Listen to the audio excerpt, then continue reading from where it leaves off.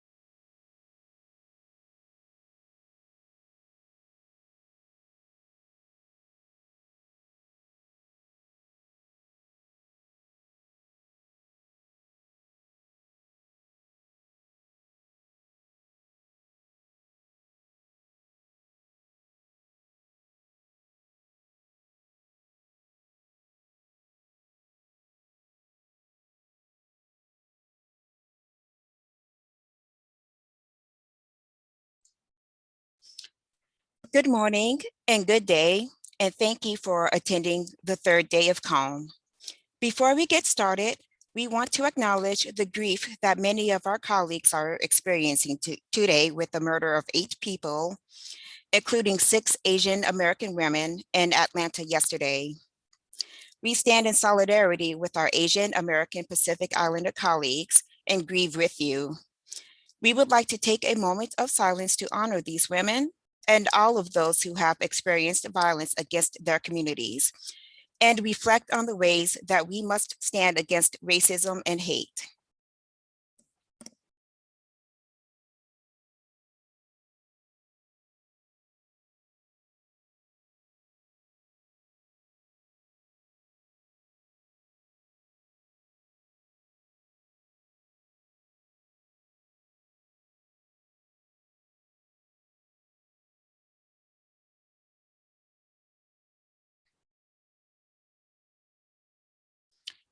For those of you who feel able, we encourage you to educate yourself about the pernicious anti-Asian violence in this country. The links are in the chat. We also encourage you to take action and to train to become an active bystander and attend a free bystander intervention training through an organization like Hollaback. Thank you, and now on to our programming. I want to thank you so much for attending today's webinar. My name is Monique Clark, and I'll be moderating this session. I'm glad to welcome Shawn Smith and Michelle Demeter from New York University. They will be presenting Pedagogical and Pandemic Unrest, Decolonizing the Hiring Process with an Anti-Racist Lens. Before we get started, we have a few housekeeping items. This session is being recorded, and will be available for later viewing after the conference. Please use the Q&A feature for any presentation questions. You can use the Q&A to submit anonymous questions. There will be 10 to 15 minutes for Q&A following the session. Please use the chat for general comments or technical issues. Melanie and Billy will be monitoring the chat for any questions and comments. Please abide by the code of conduct, which can be found at this link. And now I will turn things over to our guests, Shawn Smith and Michelle Demeter. Thanks so much, Monique, and welcome everyone to Pedagogical and Pandemic Unrest. We're gonna jump right in, but first we should introduce ourselves. I know Monique just did that. I'm Shawn Smith-Cruz, and I'm the Associate Dean for Teaching, Learning, and Engagement at NYU Division of Libraries, and I'll ask Michelle to introduce herself.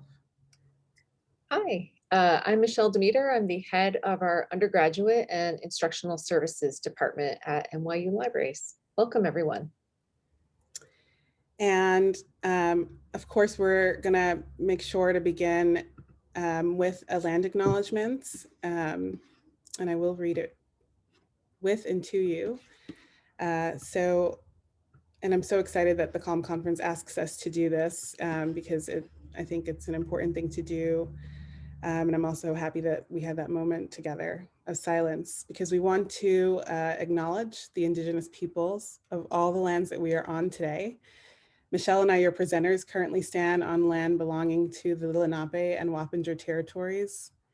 And as we are all migrants, either forced or voluntary, we walk with our own ancestral lineages within our bodies, running through our veins, leaving continuous impressions on ancestral land.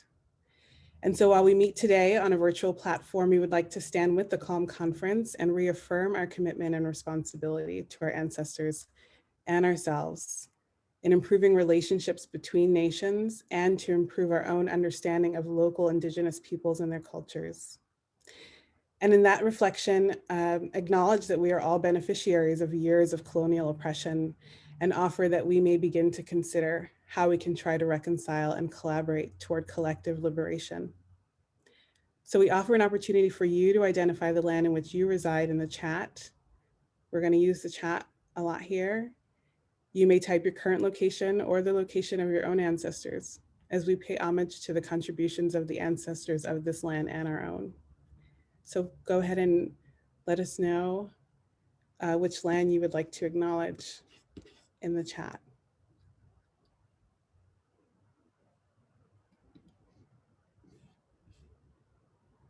And when you're chatting, you should look at your chat button, and there's a section for panelists and attendees. So unless you just want to whisper to Michelle and I's ear, be sure to click panelists and attendees.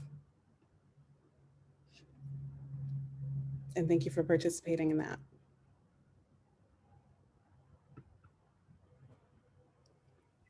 So today we're going to go over quite a bit of things. Luckily, this is being recorded, so you can revisit everything we're going to talk to you about.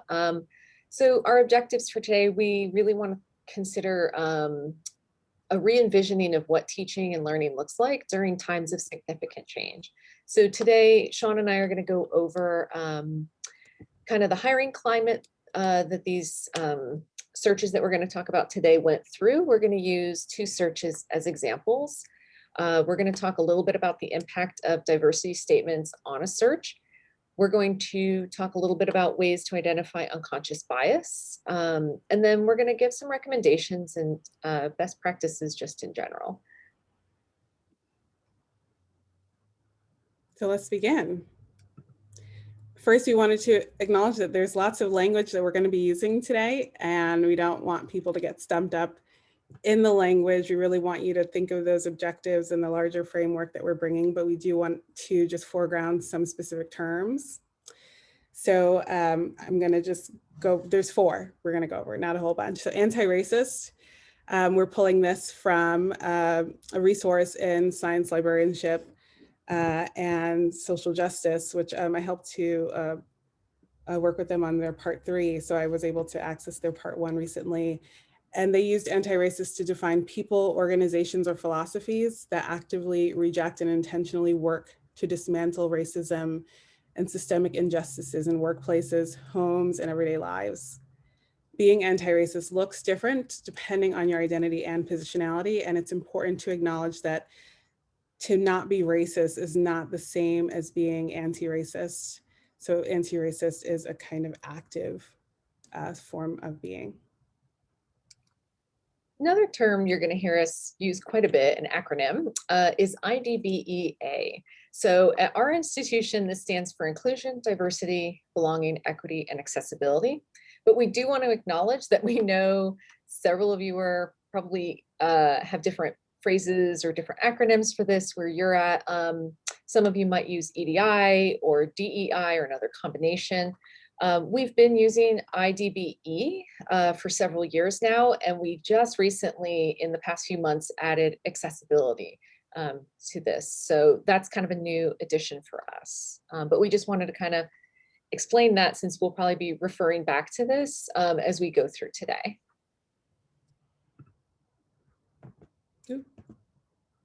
Two more. Okay, so our next term is decolonization. And I'm posting some of the links and citations in the chat as well. So decolonization may be defined as the active resistance against colonial powers and a shifting of power toward political, economic, educational, cultural, psychic independence and power that originate from a colonized nation's own indigenous culture. This process occurs politically and also applies to personal and societal, psychic, cultural, political, agricultural, and educational deconstruction of colonial oppression. We also wanted to add critical race theory here. Critical race theory, or CRT, has become a movement and libraries are pulling from it through critical librarianship. It's engaged in studying and transforming the relationship among race, racism, and power. Delgado and Stefanik also say that it places them in a broader perspective that includes economics, history, setting, group and self-interest and emotions, and the unconscious. And it questions the very foundations of the liberal order, including equality theory, legal reasoning, enlightenment, rationalism, neutral principles of constitutional law. So it comes from legal studies. And I want to add that it has 5 tenets, and some of those are that racism is ordinary and not aberrational, or that there is an interest convergence, meaning there is incentive. There's little incentive to eradicate racism because of those who benefit from it. It includes intersectionality, so that there is an overlap of race with gender, sexual orientation, ability, and others. There's differential racialization in that race is not fixed and that it's fluid. And as we have seen from yesterday, racial implications are rampant and continuous. And that also includes storytelling, experimental knowledge that centers the experiences of people of color. And I think we'll take some of that with us today. We're going to sort of tell you a story about our process at NYU. So let's begin that storytelling. So obviously none of us has worked through a pandemic before. And we have not experienced such a rapid shift in the way that we work or envision our jobs. In the midst of this upheaval, I was chairing a search for an online librarian position and gearing up to lose a position in my area that I anticipated would be immediately filled. When the pandemic resulted in a shutdown and a subsequent hiring pause, we were kind of confronted with the need to reconsider our priorities for the instruction department. So as we pivoted to a remote teaching and work environment, I realized how much support would be needed for this transition. As my colleagues gained confidence teaching online, there was also a groundswell of support and interest in the online librarian role that had not quite existed before at the libraries. There was also a stronger comprehension of what an online librarian could do, and expectations for this position rose much higher than they had been pre-pandemic. Suddenly, candidates that we were looking at who seemed poised to guide us now seemed to be kind of at the same skill level as the majority of our teaching librarians. So there were many questions regarding what instruction might look like post-pandemic, right? What will this position do once we're out of kind of this crisis? But we're still working through that. And despite that, though, the obvious answer is that there's an enhanced need for online learning materials, resources, and objects that will help ensure that all students have the opportunity to learn about the library at their own pace or from where they are in terms of comfort. The emphasis on remote work also sparked several conversations regarding equitable work distribution. This will surely continue as we reopen and start looking toward what our workspaces look like post-pandemic. Working from home has definitely blurred these spaces, and with meetings able to be conducted anywhere, there is definitely a noticeable increase in work, but not maybe necessarily output, which leads many of us to kind of question the boundaries of our jobs and personal lives. But that's probably a talk for another day. Instead, let's focus on the two positions that we were given permission to recruit for. The first one is the online librarian. So here, our priorities kind of shifted, right? In a sense, everybody kind of became an online librarian in some particular sense, right? This was one of 4 positions that were given, that was given permission to continue in 2020 at the libraries. Although the initial applicant pool was pretty decent, there was a significant exodus of candidates during the early days of the pandemic, with many citing the desire to work in an entirely remote position. So while this work certainly can be done remotely, our department, the instruction department, is incredibly small, and there's a need for in-person instructional support that this position would be expected to contribute to. Having said that, the pandemic has definitely revealed that all remote work is certainly possible. So going forward, this is going to be something that we're going to consider in terms of equitable work assignments and possibly address department-wide through maybe hybrid work shifts. But it definitely has opened up a conversation as to what an equitable role looks like in our department. In addition, the search regained momentum following the George Floyd murder and the subsequent protests that happened across the country. So with this event fresh on our minds, the committee revisited the application process and not only recalibrated our thinking about remote work, but also our commitment to IDBEA. And one of the ways that we directly countered this was by requesting a diversity statement be added as optional to the application. The reason for this is because the search was kind of an extension. So we had a pause and then we reopened the search. So we had candidates in the pool from the initial opening, and we didn't think it was equitable to make everybody in the pool go back and kind of resubmit their application. So due to time, right now though, we'll talk more about the diversity statement and kind of some of the challenges later in the presentation. But going back to the online search, we also noticed that the pool contained more entry-level librarians and those looking for a change in career as they absorbed and kind of like redirected their own instructional skills to online learning. So this made us consider what our priorities were for the department and what strides we wanted to make post-pandemic so that we can be in step with the changes on the horizon, whatever those might be. Doing this made us think critically about the perspectives our candidates would bring to their instruction, to our department, and especially their commitment to anti-racist practices in the classroom and a strong notion of providing equitable service to our students.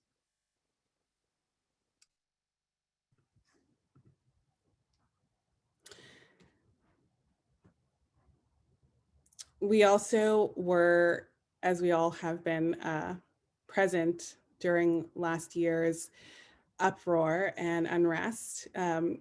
We realized that there was definitely a charge made to libraries, universities, institutions across the country. And a lot of those responses did come in the form of anti-racism statements. I know that ALA has a list on their website of anti-racism statements that have been compiled through libraries. And so NYU is no different. We already had a statement for our commitment to IDBE, and we already had a value statement for diversity, but we extended that to an anti-racism statement. And that actually came not from only that direct response, but also because at NYU Libraries, and part of what had attracted me to being here, I had just started actually during the pandemic, was the ongoing commitment to IDBE. And so there had been a multi-year committee that was already set and already in place, meeting I think every 2 weeks. It was actually remarkable, and lots of work had gone into the work that went into, say, putting the statement together. So it wasn't sort of an initial moment, it was a continuous moment that we were able to generate this. I should also say that the university itself was also very responsive in general. So there is an office of global inclusion that is run through the Office of the President, and that office has steered a committee of inclusion officers. And so those officers sit in multiple locations, multiple sites across the university. So every school has a representative.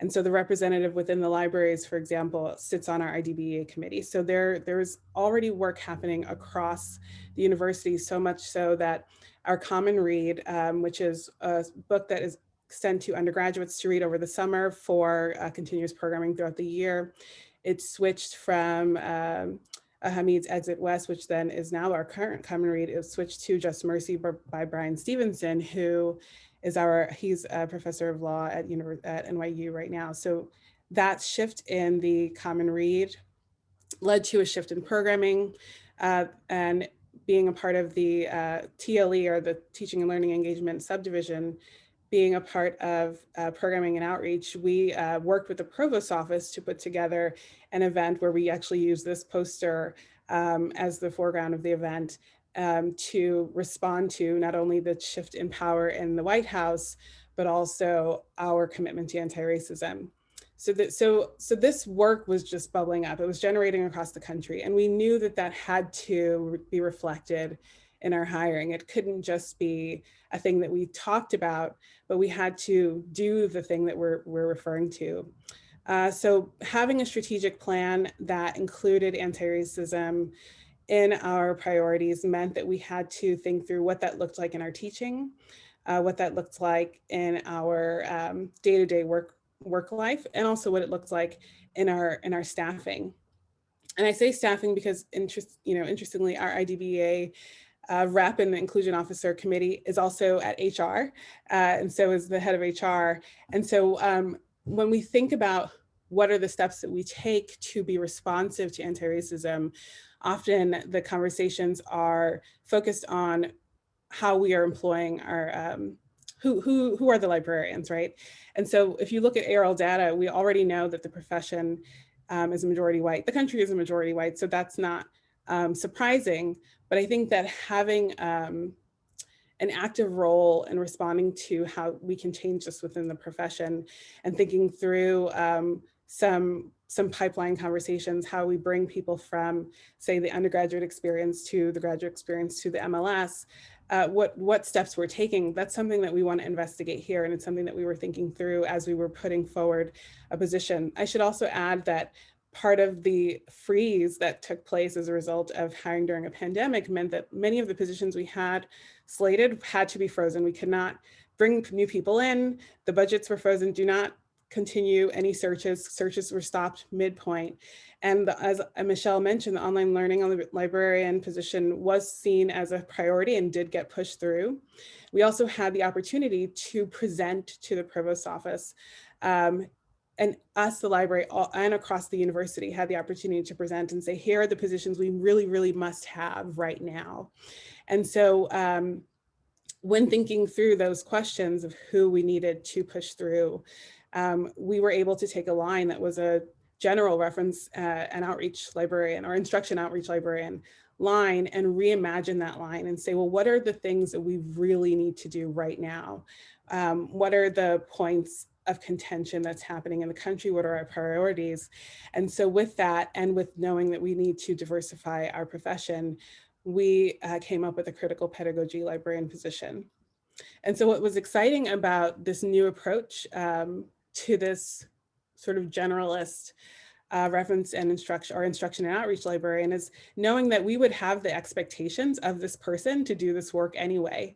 And so we decided to name it. So this is sort of the point at which language comes in, and we think through what are the terms, what are the words that we're using to define the work that we're already doing. And so we thought it was very important to use words like pedagogical approaches with queer, transnational, intersectional, decolonial, anti-racist, and critical race theory frameworks. And we wanted people who were applying to this role to have something to say about that, and to have an idea of what it could mean to bring that perspective and that leadership into the university and into the libraries. And so part of what Michelle referred to in the online learning librarian position and the shift of the reopening was making an optional diversity statement. For this position, we made the diversity statement required, right? So that was like a small shift that led to, I think, a really big impact. We also did not require an MLS to start, and that allowed for an extended pool of people to apply, people from multiple fields who had this interest and who wanted to work through questions of how we relate to these new pedagogical approaches. And understanding that it'll be through a library lens, which means you get to touch all parts of the university in some way. And so this search is currently ongoing. It's still happening, so we can't say too much about it, because some of the prospective employees may be in the room, but we do want to say that the pool is so strong, and it really speaks to, and I think one thing that we're hearing from posting the position is that people were surprised by the language, and they don't see a lot of this happening, and we hope to see more of this. And in fact, this is a solicitation to you managers, and when you're really thinking through how to move forward, we want you to consider the questions that this kind of thinking through of this position would be. How do we get here? And so we're going to sort of go directly into that with a question to you. And Michelle, you're supposed to ask the question, so. It's okay. I think either one of us can. So what we're curious about are what some practices are that some of you are employing or applying to your IDBE, applying IDBE to your searches, right, at your libraries, if you are. And if you want, you can put this in the chat. So that way we can kind of get a sense of what folks are doing around the country, maybe the world, I'm not sure who all's in the room. But if you would like to respond, put it in the chat. Make sure that it's being sent to the panelists and attendees. We're going to, of course, go through some best practices and some things that we're doing at NYU, but we're certainly not doing all of the work. And this is as much a learning opportunity for us as hopefully it will be for all of you. And I will put a link to the copy. I will put a link to the job description in the chat while we're waiting here.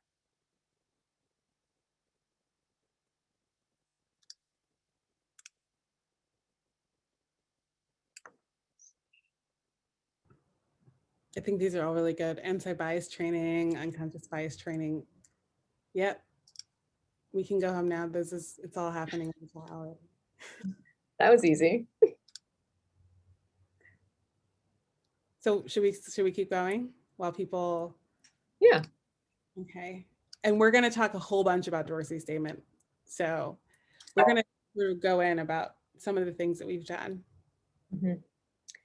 So before we get to that, I'll talk a little bit about creating a committee, right? So creating a good committee can make or break a search, right? Sometimes an institution has very ingrained ideas of what it thinks a committee composition should look like. Combating this culture can be difficult, but it's important to have discussions with HR and administration about the importance of including a wide range of employees from across your library if you aren't doing this already. Diversity of a committee extends beyond demographics of race, gender, age, and it really includes diversity of employee status as well. Are your searches only comprised of faculty or staff? What voices might be missing when looking for candidates? A faculty position does not necessarily warrant that only faculty sit in on it.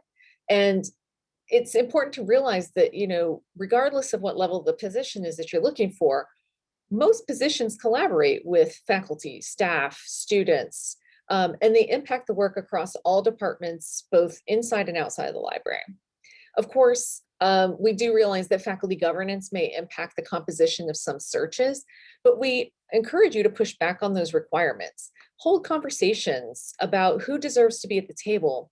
And if all else fails, so let's say you can't really, make any headway on that, consider scheduling stakeholder meetings during the interview process that allows for those voices that are not on the formal committee to participate and contribute to the process in some way and to capture those perspectives.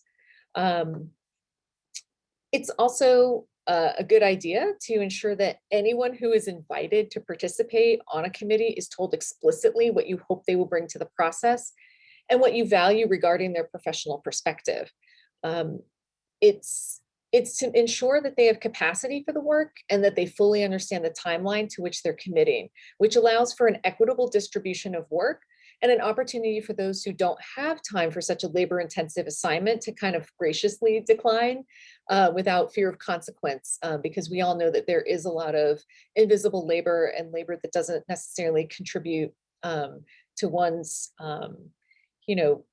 final report or their evaluation, and this might be one of them.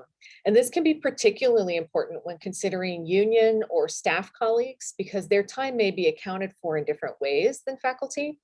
So this also might mean that you have to have additional conversations with HR to remain in line with those union or staff policies, but those conversations should not be prohibitive of including your colleagues in important hiring decisions.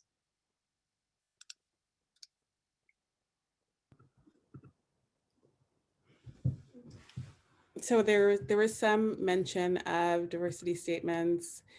And I have to say that, and I'm totally going off of my notes, so apologies if it's too much off the cuff for some people's style, but here we are. Someone tweeted something along the lines of diversity statements are sort of put heavily on people of color to sort of profess something. And I think there are challenges with diversity statements for sure.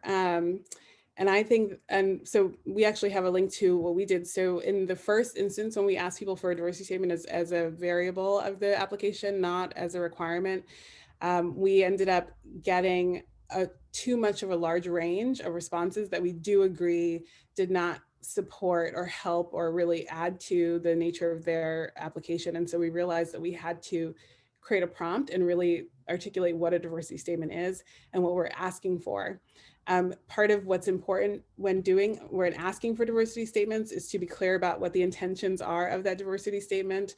And in some ways use a different word if the intention is actually not diversity, but if it's something else, right? If what we want to know is how someone teaches, or if we want to know how they envision an anti-racist society, then we should ask that question.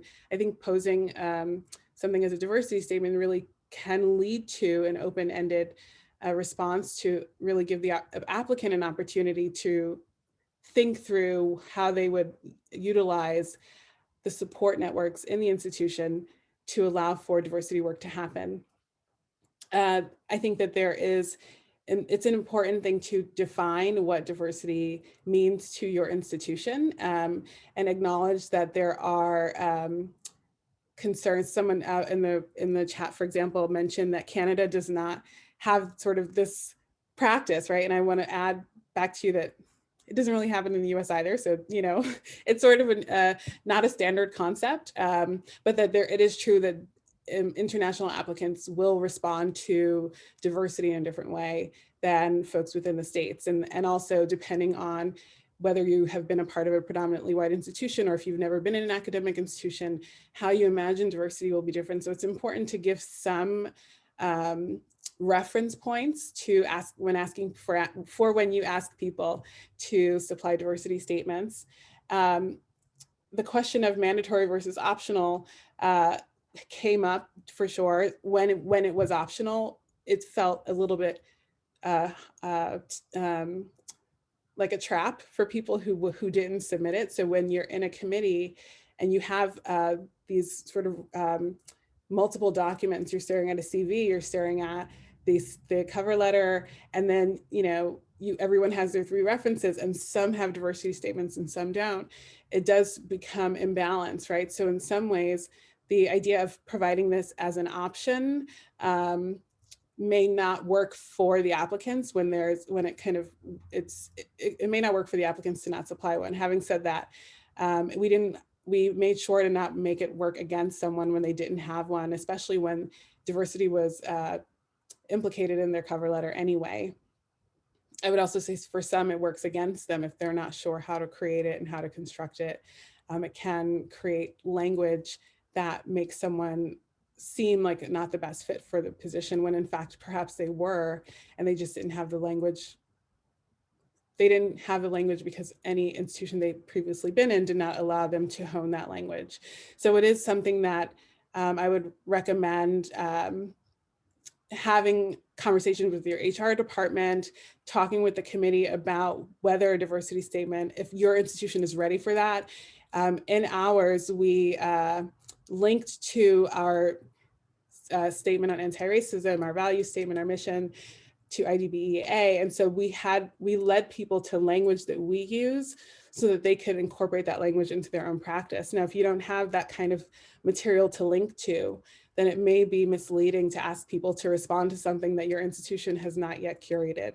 So it is something of a process to get to a place of requesting a diversity statement. I think what we're asking people is to think through whether they've fulfilled the steps to get to that point, and if they think that they're ready for that. Part of the evaluation for the diversity statements, or the question around the evaluation, came into this question of whether a diversity statement is a confessional. And some people, and it's not wrong to do this, if you're sort of writing a diversity statement, for example, for a position that you're interested in, do you feel like you have to come out, for example, as a particular type of person? Do you have to present your positionality? And in fact, what I love about this question is that when you apply to the CALM conference to present, there is this request to define your positionality. And I think that, I don't have the language in front of me, but it says something like, who are you? How, what's your race? What's your gender? What's your sexual orientation? It didn't exactly say that, but that's what we ended up writing. I'm a Black lesbian, please let me present. And so do we want people to essentially break HR laws, right? Break the law and come out. And in fact, we do not want that. So it's very important to skew people to talk about the work and not about their own personal experiences, even though it's not wrong to talk about your personal experience. But it is definitely not what we're asking. And so that's the fine line I think that we need to ensure to pose.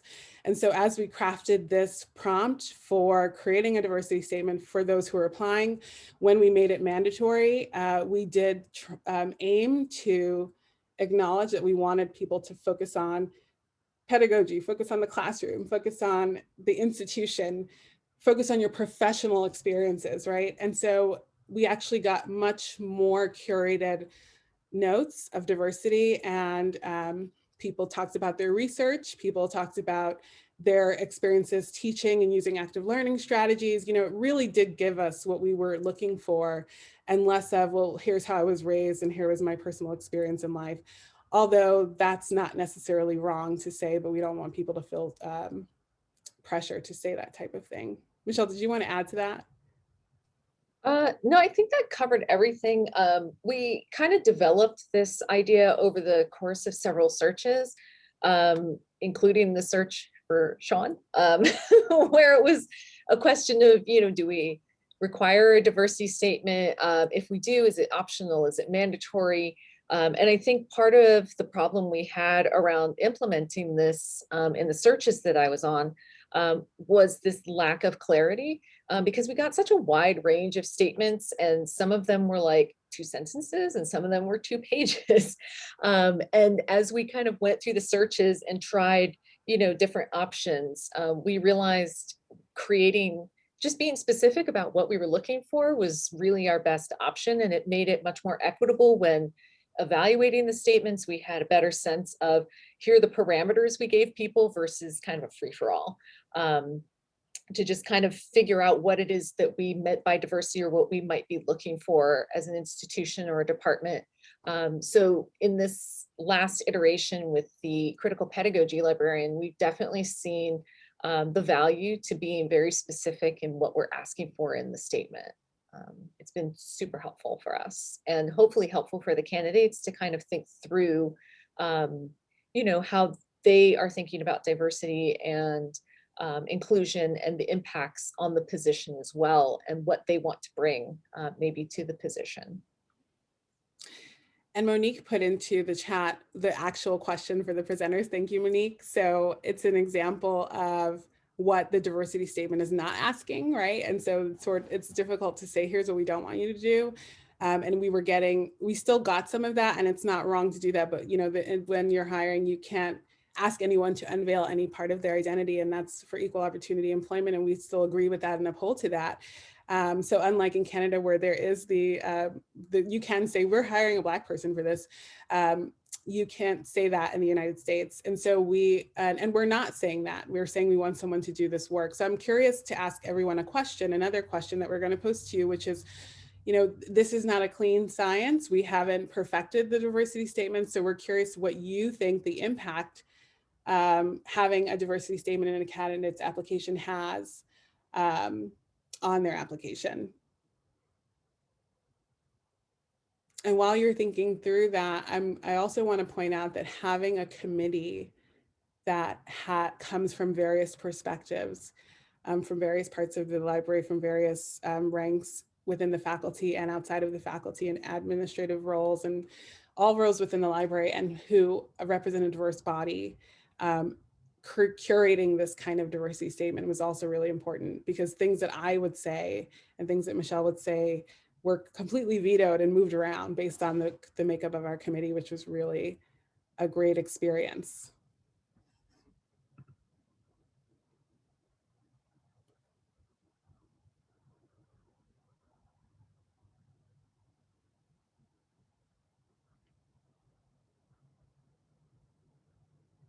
And I think that we can say that there's ways in which a diversity statement can be problematic.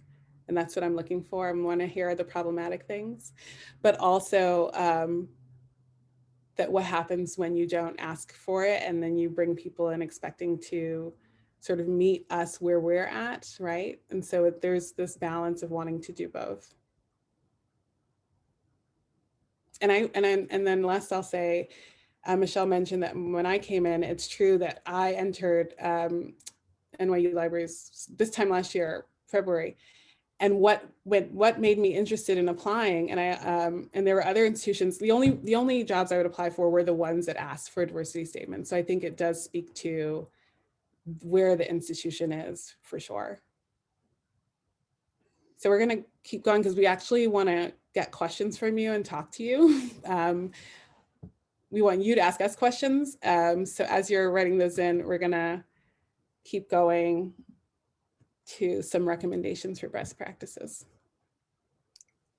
So as you're thinking about equitable and inclusive interviewing, just some things as you're thinking through the kinds of questions that you want to ask, right? This is like always where we want to, ask the best questions.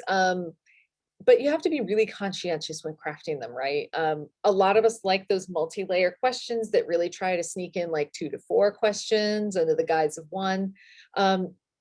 It's really helpful to just break them apart, right? Ask one question, like figure out what it is you're looking for, and try to avoid like those gotcha questions where, you have like this very rigid idea of an expected response. Instead, when you're crafting these questions, think about what is it that you're looking, right? What are the skills, the abilities, the knowledge that you want a successful candidate to bring versus maybe specific examples that they're giving. So if you're looking for somebody who is going to be teaching in a classroom, right? Are you looking for experience in library instruction? Can it be in person, virtual? Will K-12 work just as well, or workshops or presentations that have been given for organizations? What counts, right?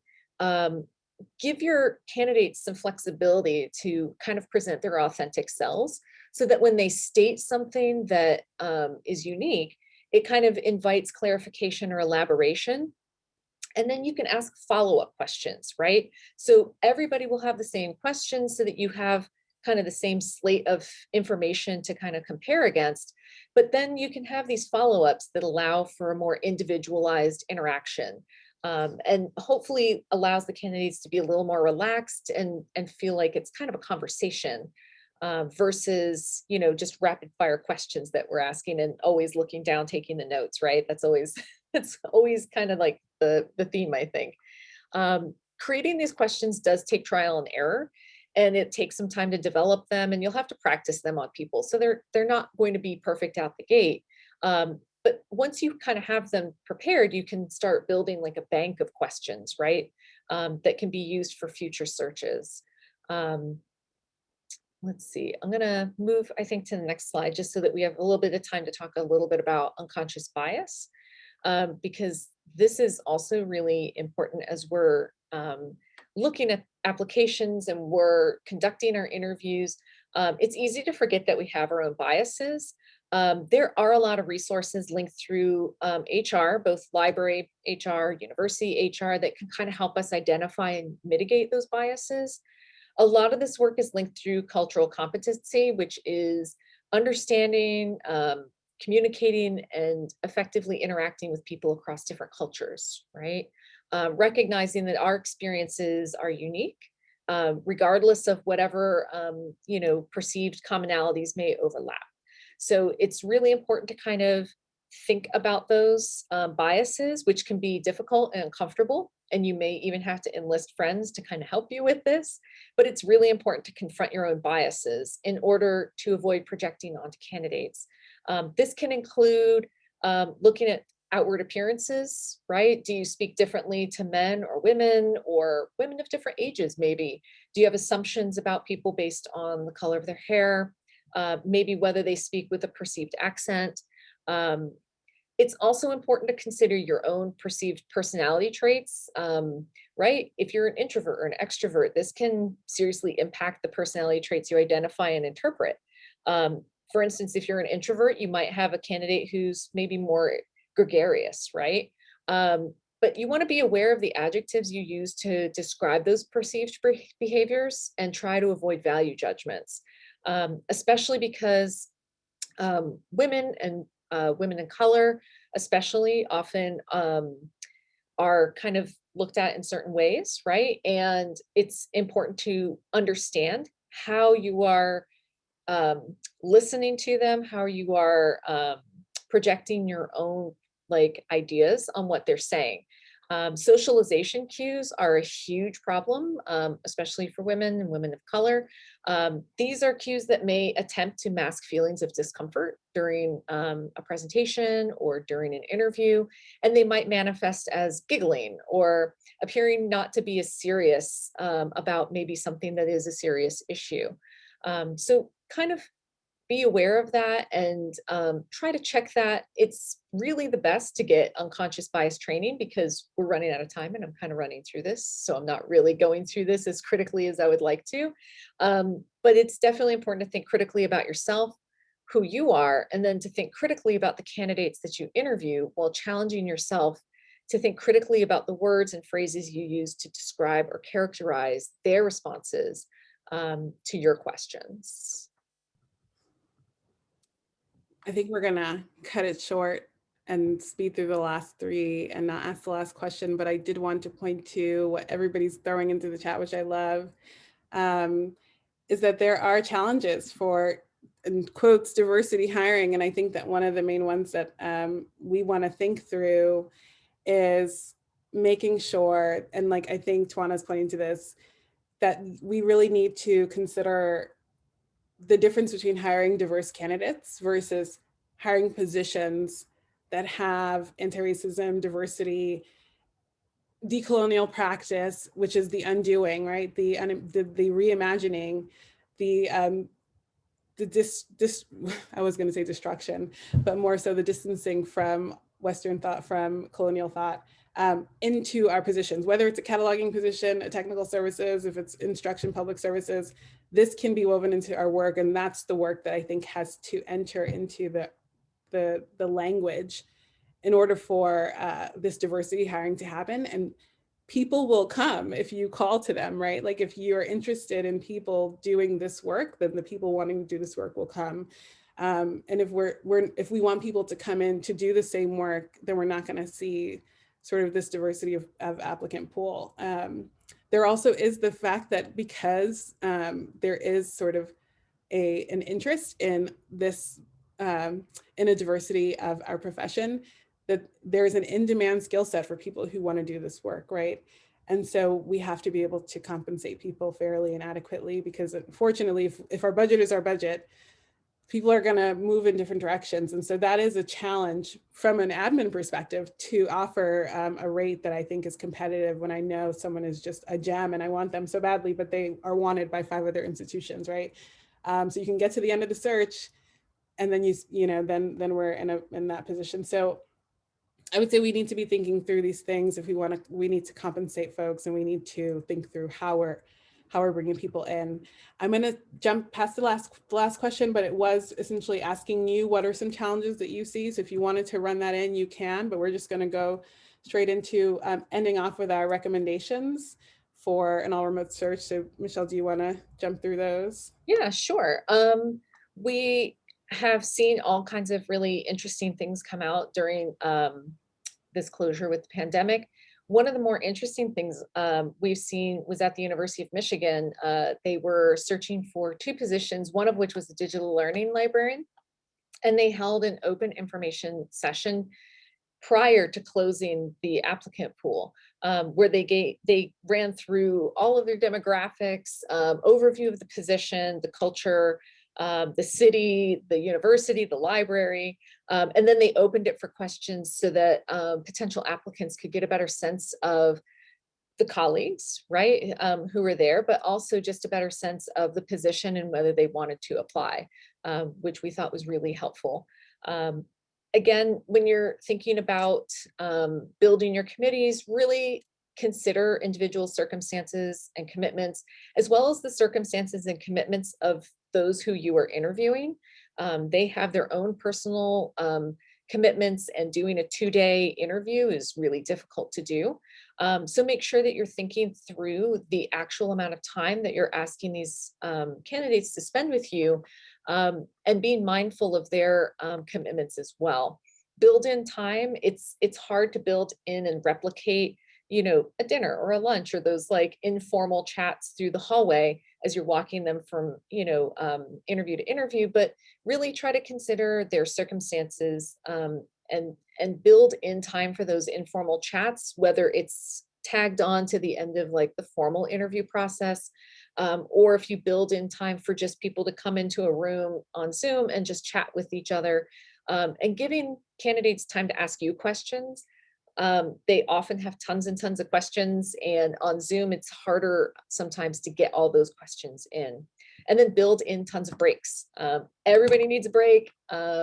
We all need that time to kind of refresh and, realign and come back.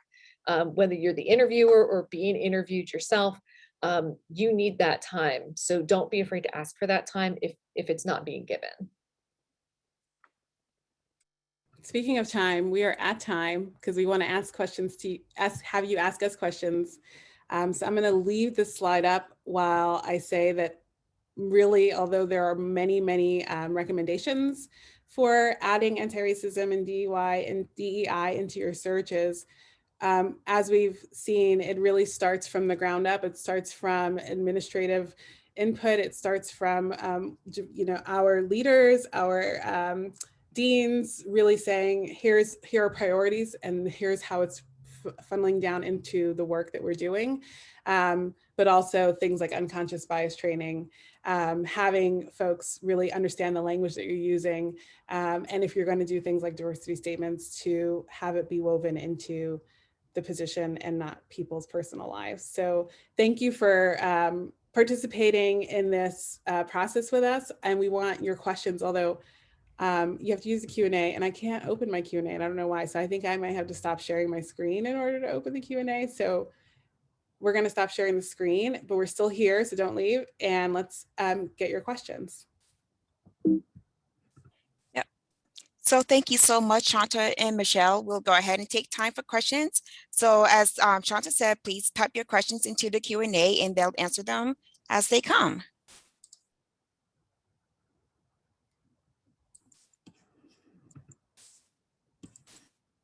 Shawn, can you see the Q&A? Because if not, I'll start. Yeah. Mhm. And we have the upvote. So people are, the first one that was upvoted was, can you talk more about how you evaluate diversity statements? So I would say that we have a rubric. We use Interfolio, which is a software for posting as well as sort of rating through with the committee. And so we did sit and ask, what are we looking for, right? And so we actually don't evaluate the diversity statements separately. We see the full application as a whole package. And then we answer specific questions that the committee has decided are the important components of the position. And so an example of that would be, does the applicant exhibit the ability to understand critical pedagogy, right? Or to provide critical pedagogical instruction, or so it's very general, because we don't want to say something like, has the applicant taught 3 classes before? So it's more so it can apply to people who are both within and outside of the profession. So the work comes from deciding what those points of evaluation are prior to any applications coming in, so that we can just use all of the material to add to those evaluative points. And we had a lot of conversations about the diversity statement. So we didn't want to have a rubric where we were kind of measuring, people's individual experiences against each other. So it was more informal and a conversation with the committee, in addition to the rest of materials. I think the next question is wanting to hear about DEI efforts in a separate statement or in the cover letter. Right, so you can kind of better see how those efforts are woven into the work. And the question is, did you consider offering a DEI question to be considered within the cover letter, or was that seen as too onerous? We didn't ask explicitly for a DEI question in the cover letter. Instead, we asked, we noted that, this was kind of important in the description. And kind of, I think the implication was we emphasized it and gave multiple links so that it would be addressed at some point, either in the cover letter or in their, maybe in the list of their work on their CV. But we will probably ask a DEI question in the second round. We didn't ask one in the first one, but most likely in the online librarian search, we asked DEI questions in every round, just so that we could get a better idea of what our candidates were thinking. And we also asked them to incorporate an aspect of IDBEA into their presentation. So that way they could kind of also show our colleagues during the presentation kind of their thoughts and their application. Thanks for the question, Veronica. The next word, there are concrete recent historical examples provided later or maybe to applicants besides the statements listed in the job description. Yes, we did have within the rubric, or within the sort of prompt, on the second page of the prompt are links to examples, not examples of statements, but examples of how-tos, right? So, and interestingly, they all say something different. Some of them do say, this is a personal tribute to your own diversity. Not in those words, but they were conflicting. So we wanted to make sure that ours was foregrounded, but that people had the ability to look to others as well. Can you talk a little more about strategies you use to bring the organization along with you and update some of the entrenched practices? Along with us doing, I mean, I think that the entire, maybe Michelle, you should answer this because I'm new to the organization. Yeah, no, that's okay. I've got this sort of. So we did create kind of an offshoot of our IDBE committee that looked and created a document on incorporating IDBE into hiring practices and giving some best practices and some examples that was distributed. throughout the librarians. I don't know if HR has codified that into something specific, because HR has a very long list of documents and support for this work. So that's one of the things that I think we've done. In addition, we write after action reports for our searches. So we give HR kind of our recommendations for things that we think should move forward in future searches.